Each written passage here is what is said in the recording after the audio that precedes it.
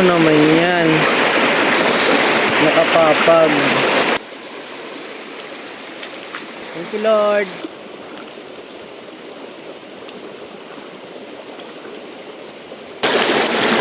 Life for me is not perfect, but still good. Ang daming kung ano-ano, ang daming aberya. But God sustains. Sabi nga, when God guides, He provides. Look at that. Nature is a provision of God.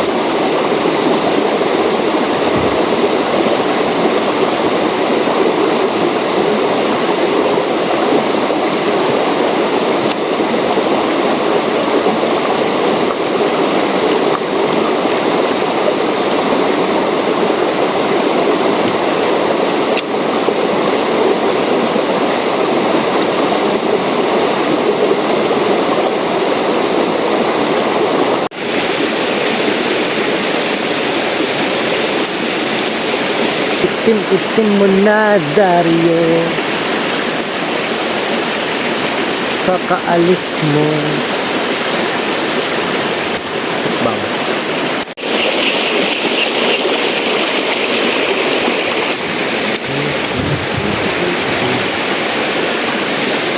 So far ang payapa. Payapa ang isip. Kalmado naman ang buhay. Pero minsan nakakatakot maging kalmado. Because life is full of surprises. Minsan bibiglayin ka na lang, boom! Wasak na naman ang kapayapaan. But that's life. That's reality. Siguro nasasanay na rin ako ng ganun. Na after mong kalmado, na naman panibagong ididil, na naman panibagong kailangang kayanin. Medyo nasasanay na ako sa ganyang sistema. But I know all things work together for good. And time will come kung hindi man tayo okay ngayon. Dario, hindi ka man okay ngayon, makakaraos ka dito. Okay lang, kung nagsasuffer, kung may pain, i-acknowledge lang. May guilt, sige lang, ma-overcome naman yung lahat. Sabi nga ni Lord, when the time is right, He will make it happen.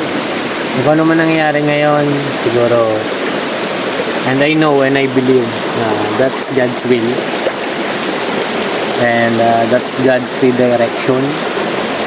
Sabi nga, kung pag nire-redirect ka, meaning it's not for your good. Yung gusto mo ay hindi yun talaga yung para sa'yo. Kaya dun tayo sa gusto ni Lord para sa buhay natin. Nasa will ka man ni Lord or wala, may pain and suffering pa rin. Siguro it is better to suffer and undergo pains kasi marami. Okay lang yung may pain and suffering ka na nandun ka sa will. Kasi at the end, you will be victorious. Panalo ka. Never ka magiging talo kung nasa under ka His grace, under His provision, under His protection, under His comfort especially, and under His power. To submit to Him. Sabi nga, do not lean on your own understanding. In all your ways, i-acknowledge siya, and He will make your path straight. Yeah. Ayun, chill muna tayo dito. Ayan, kung ano man harapin bukas na yun. Kung anong harapin ngayon, tara.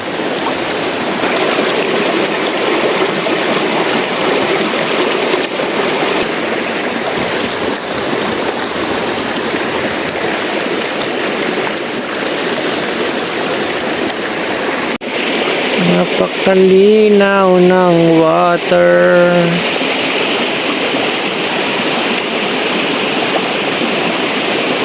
Longhorn beetle.